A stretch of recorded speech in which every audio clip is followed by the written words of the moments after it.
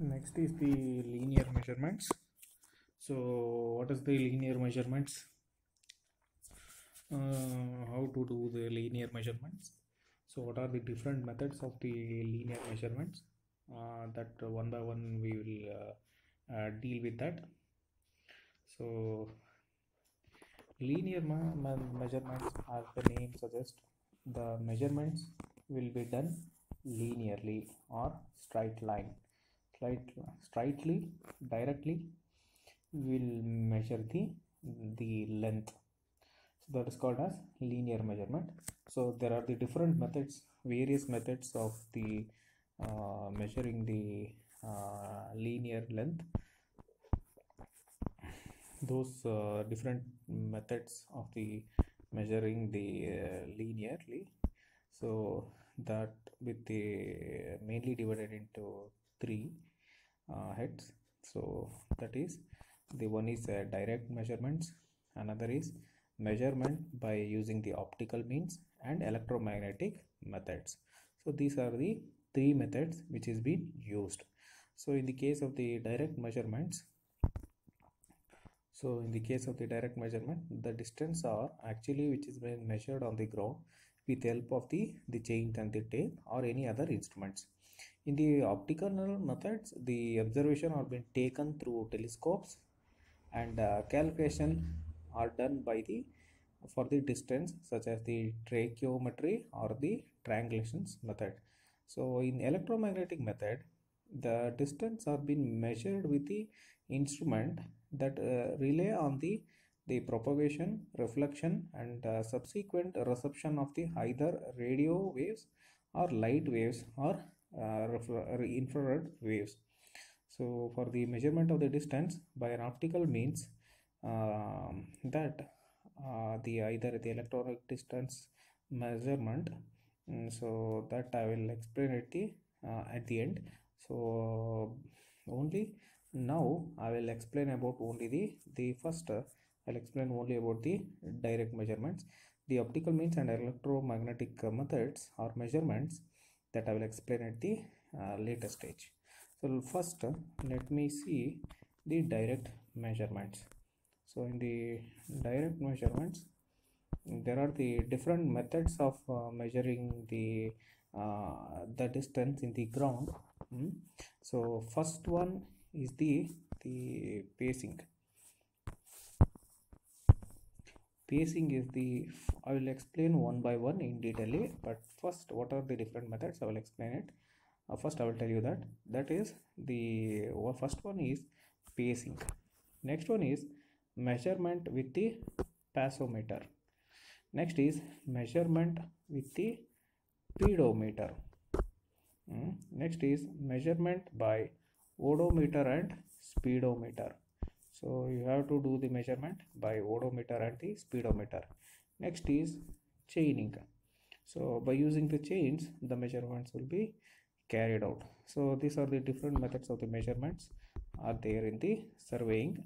So this is what the direct measurements. First, we will see the pacing. See, this is what the pacing.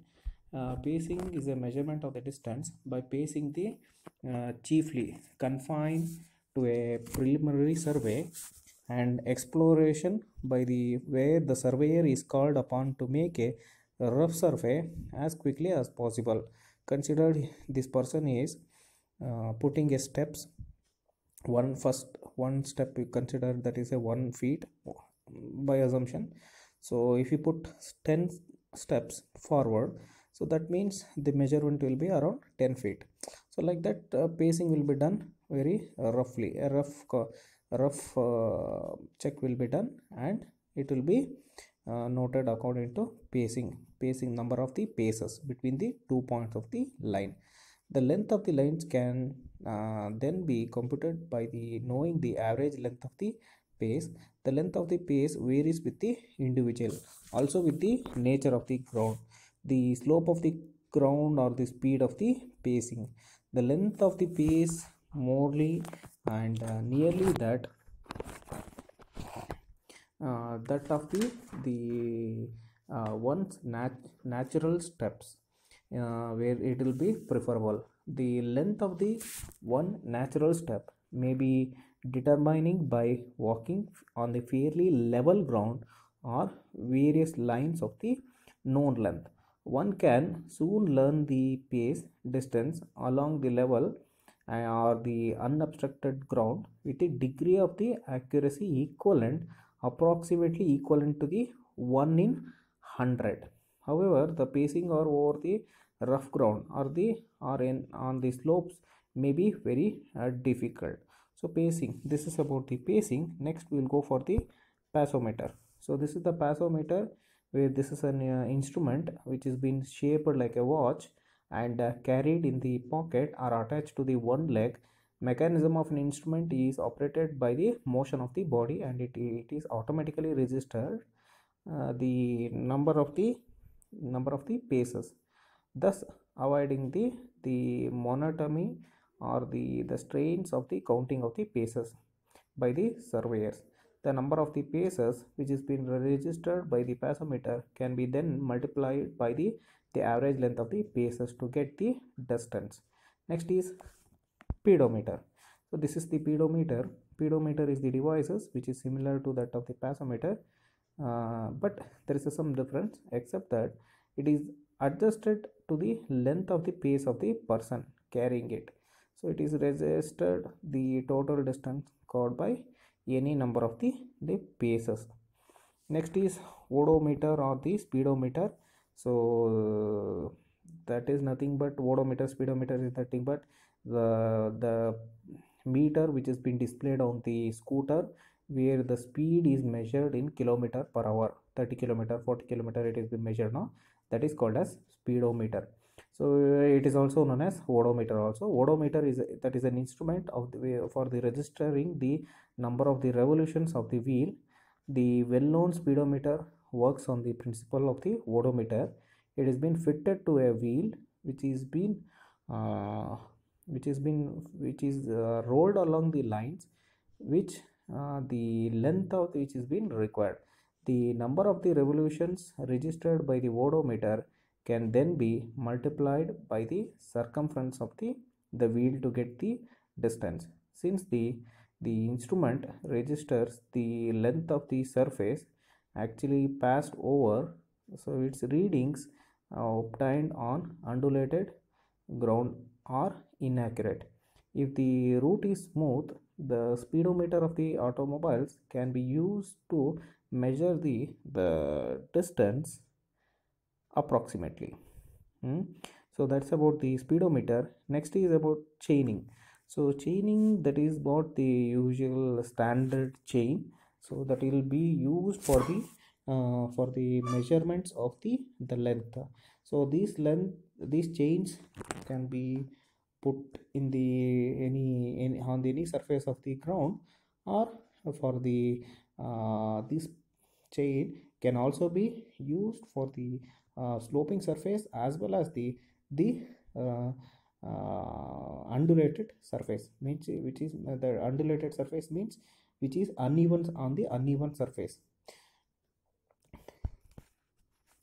See, consider this is the uneven surface. Okay, surface is not perfectly flat. So this surface is known as uneven surface. It is not perfectly flat, a little bit uneven. Such surface, you will place the chain over it.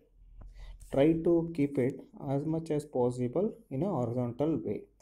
Okay, so purple color I'm showing the chain and measuring the length. The chaining that is being used to measuring the distance from the 2 points with the help of the chain or the tape in the most accurate method of making the direct measurements. For the work of the ordinary precision, the chain can be used, but higher precision, the tape or specific bars can be used. The distance determined by the chaining from the basis of all the surveying.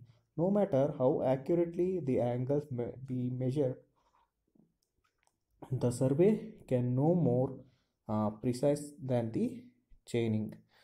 So that is what the advantage of chaining. So you can get without any doing any calculation or anything, so directly the readings can be get from by using the chains from where the distance between the 2 points can be measured directly. So and it is being most precise and most accurate.